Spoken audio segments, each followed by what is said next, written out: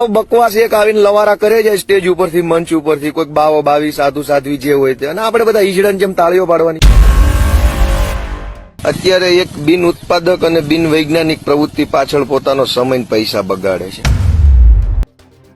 સત્યનારાયણની કથા કરશે, ભાગવતની કથા કરશે, ફલાણું રોકડું ઢીકડું કરશે, પૂછડું કરશે. લાકડાના ભારાવાળો કઠિયારો કલાવતી લીલાવતીની જૂની ગૂંચવાઈ ગયેલી હજારો વર્ષો જૂની કેસેટો ઘૂસતા એવા કરે છે. તો આ ખરેખર ખૂબ ખોટી વસ્તુ છે. આપણે તમામે સમજવાની જરૂર છે કે આવી ફાલતુ પ્રવૃત્તિઓ પાછળ આપણી 5 પૈસા પણ ખર્ચાય કેમ કે વધવાનું છે. લાકડાના ભારાવાળા કઠિયારા, જંગલ ને રામ ને સીતા ને વનવાસ ને ફલાણું પૂંછડું એ દિશામાં નથી વધવાનું.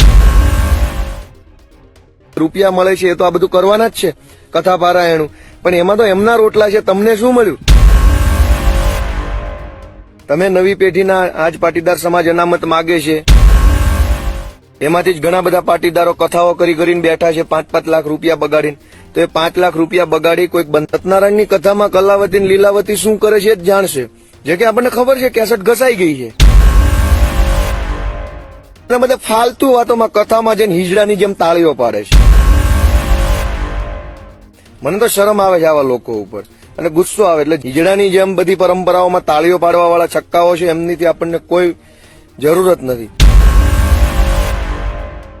કથાઓમાં કે મંદિરોમાં તમારું કઈ વળવાનું છે નહીં, એ શોષણના ઘર છે. તો કથાઓમાં જે નાચવાના બદલે મારી બહેનો, મારી માવડીઓ, આ વાંચો. વિસાવદર વિધાનસભાની પેટા ચૂંટણીમાં હવે સાધુ સંતોની એન્ટ્રી થઈ ચૂકી છે. એક તરફ ગોપાલ ઇટાલિયાએ છેલ્લા 2 મહિનાથી વિસાવદરના ગામે ગામ પ્રવાસ કરી રહ્યા છે. સાધુ સંતોની વિસાવદરની અંદર આવેલી એ તમામ જગ્યાઓ પર ગોપાલ ઇટાલિયાએ આશીર્વાદ પણ મેળવ્યા. જો કે હવે કિરીટ પટેલે પણ વિસાવદર વિધાનસભાની અંદર ઉમેદવાર તરીકે જાહેર થતાની સાથે જ જૂનાગઢના સાધુ સંતોના આશીર્વાદ લીધા. અને આખી આ ઘટનામાં હવે ગોપાલ ઇટાલિયાની સામે મહેશગીરી બાપુએ મોરચો પણ માંડ્યો. નમસ્કાર, આપ જોઈ રહ્યા છો ન્યૂઝરૂમ ને આપની સાથે હું છું પ્રદીપ.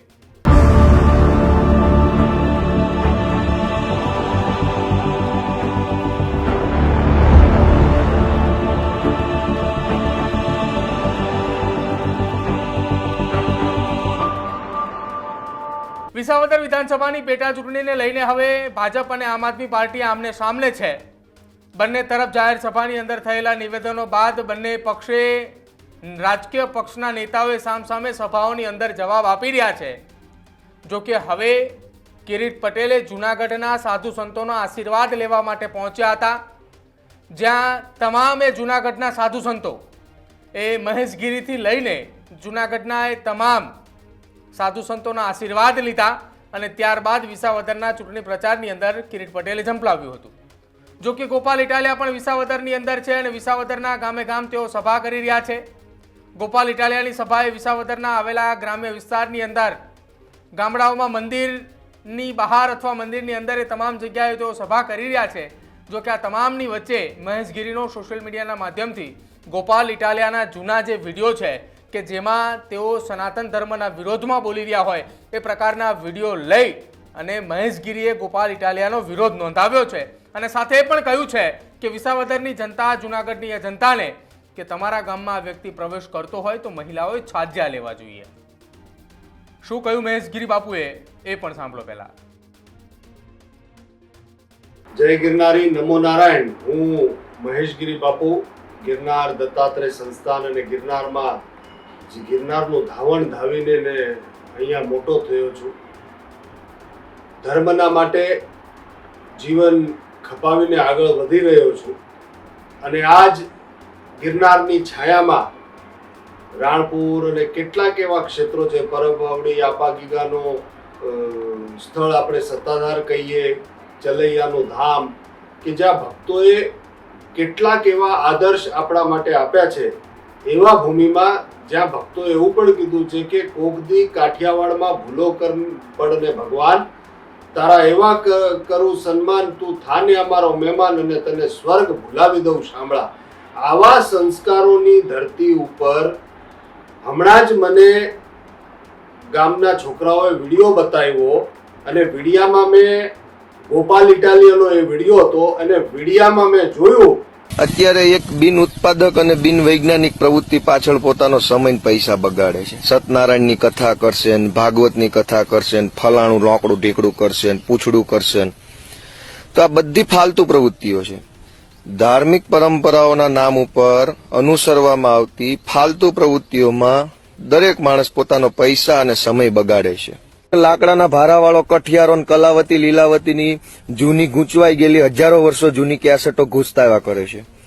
તો આ ખરેખર ખૂબ ખોટી વસ્તુ છે. આપણે તમામે સમજવાની જરૂર છે કે આવી ફાલતુ પ્રવૃત્તિઓ પાછળ આપણી 5 પૈસા પણ ખર્ચાય કેમ કે વધવાનું છે. લાકડાના ભારાવાળા કઠિયારા ને જંગલ ને રામ ને સીતા ને વનવાસ ને ફલાણું ને પૂંછડું ને એ દિશામાં નથી વધવાનું. આ જે મોને રૂપિયા મળે છે એ તો આ બધું કરવાના જ છે, કથા પારાયણું. પણ એમાં તો એમના રોટલા છે. તમને શું મળ્યું? તમે નવી પેઢીના આજ પાટીદાર સમાજ અનામત માગે છે, એમાંથી જ ઘણા બધા પાટીદારો કથાઓ કરીને બેઠા છે 5-5 લાખ રૂપિયા બગાડીને. તો એ 5 લાખ રૂપિયા બગાડી કોઈક સત્યનારાયણની કથામાં કલાવતી લીલાવતી શું કરે છે એ જ જાણશે. જે કે આપણને ખબર છે કેસેટ ઘસાઈ ગઈ છે. અને બધા ફાલતુ વાતોમાં કથામાં જઈને હિજડાની જેમ તાળીઓ પાડે છે.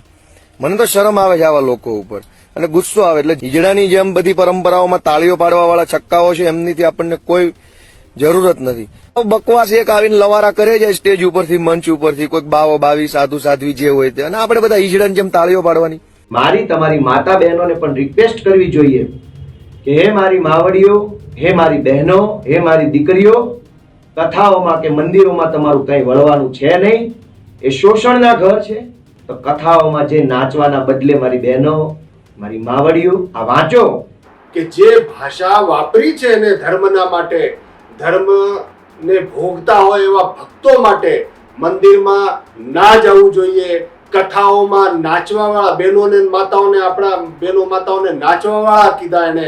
જે કથાઓમાં આપણા વડીલો જાય છે, બા બાપુજી જાય છે ને હિજડા કહી રહ્યો છે, આ જે ઘૂસ્યો છે આપણા ક્ષેત્રના અંદર આવીને આવું બધું બોલીને અત્યારે બધા મંદિર ફરી રહ્યો છે.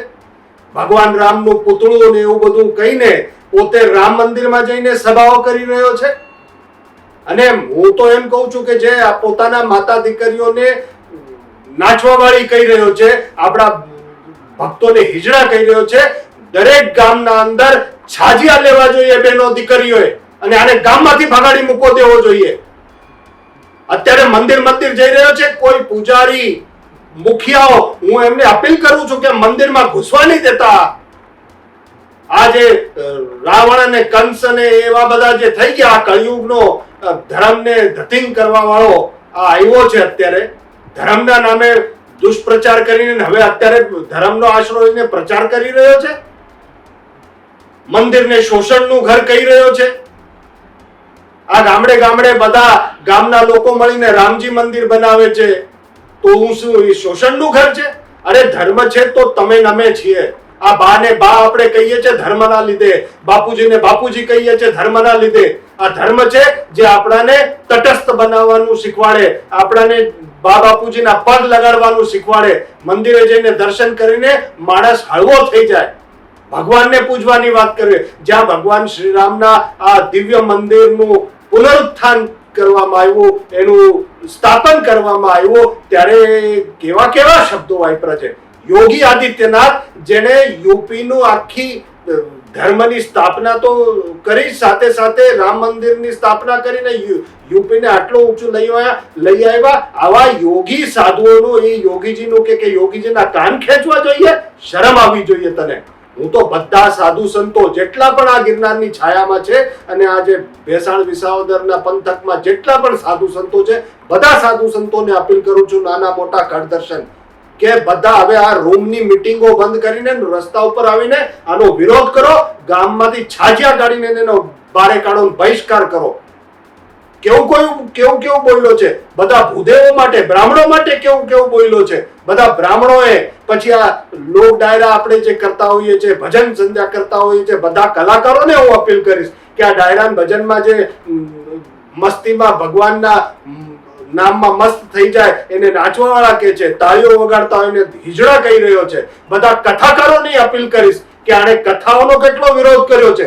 શોષણનું કેન્દ્ર કીધું છે. બધા કથાકારોએ હવે બહાર આવવું જોઈએ, કલાકારોએ બહાર આવવું જોઈએ, બધા સાધુ સંતોએ બહાર આવવું જોઈએ, રસ્તા ઉપર આવીને આનો વિરોધ કરવો જોઈએ. આ બંધ રૂમની મીટિંગ કરીએ ને આપણે એટલે જ આ ધર્મને નુકસાન પહોંચી રહ્યું છે. આપણે ચૂપ રહીએ છીએ એટલે આવા બધા આપણા જ ઘરમાંથી પેદા થઈને રાવણ અને પછી આવી રીતના સત્યાનાશ કરવા નીકળી પડ્યા હોય. એટલે બધાને બહાર નીકળવું પડશે, એટલું યાદ રાખજો. અને આને છાજ્યા લઈને અહીંથી ભગાડો.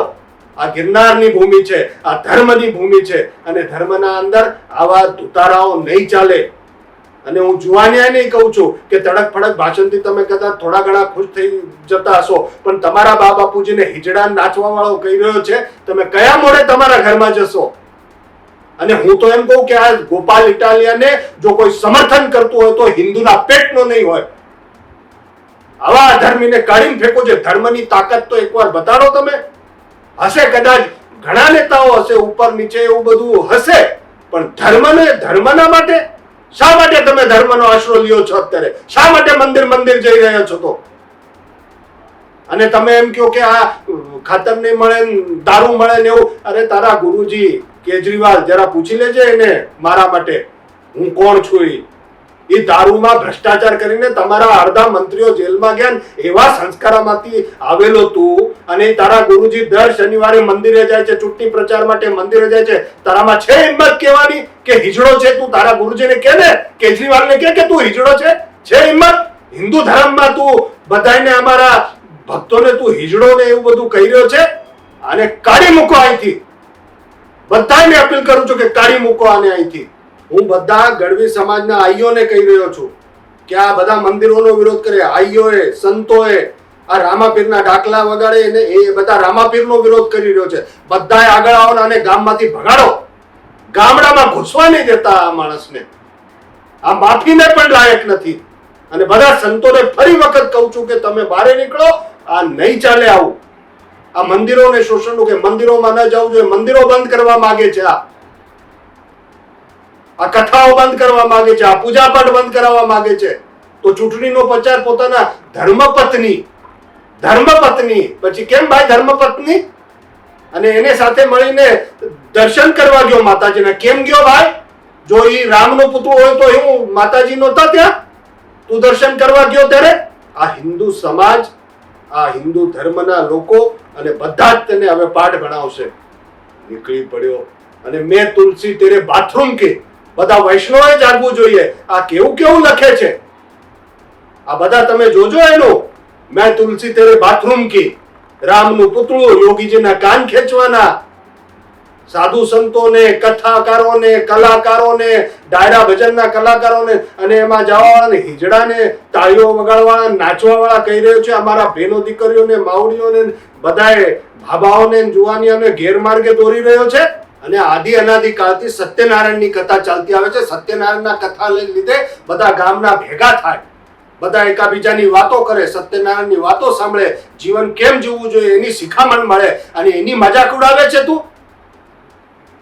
બિચારા અમારા ભોળા માણસો છે અહીંયા બધા ગામડાના, એને ભરમાવાનું કામ કરે છે. સત્યનારાયણની કથાની એના બધા વિરોધ કરીને તું કરે છે. તું કેવા શું માંગે છે? આ સાખી નહીં લેવાય. તો વિસાવદરના જંગની અંદર હવે મહેશગીરી બાપુની એન્ટ્રી થઈ ચૂકી છે. મહેશગીરીએ સ્પષ્ટ સંદેશ વિસાવદર, ભેસાણ તાલુકાના સાથે જૂનાગઢના ગ્રામ્ય વિસ્તારની અંદર આવતા એ તમામ ગામડાઓ, એ તમામ લોકોને કહ્યું છે કે આને વિસાવદરમાંથી ભગાડો. ગોપાલ ઇટાલિયાના જૂના વિડીયો, સનાતન ધર્મ વિરોધી જે વિડીયો હતા એ વિડીયો કાઢી અને એ વિડીયોની સાથે જ મહેશગીરી બાપુએ એક વિડીયો બનાવ્યો ને જેને સોશિયલ મીડિયાના માધ્યમથી વાયરલ કરવામાં આવ્યો છે. હવે જોવાનું રહેશે કે આ વાયરલ વિડીયો બાદ વિસાવદર ભેસાણના લોકોમાં શું ફરક પડે છે અને સાથે જ મહેશગીરી બાપુની એન્ટ્રી થતાની સાથે જ વિસાવદર અને ભેસાણમાં હવે કઈ તરફ રાજકીય જુવાળ જોવા મળે છે. તમારું શું માનવું છે આ વાયરલ વિડીયોને લઈ અને સાથે જ મહેશગીરી બાપુએ જે આક્રમક થયા તેને લઈને તે ખાસ અમારા કમેન્ટ સેક્શનની અંદર જરૂર જણાવજો. જોતા રહેજો ન્યૂઝરૂમ. નમસ્કાર.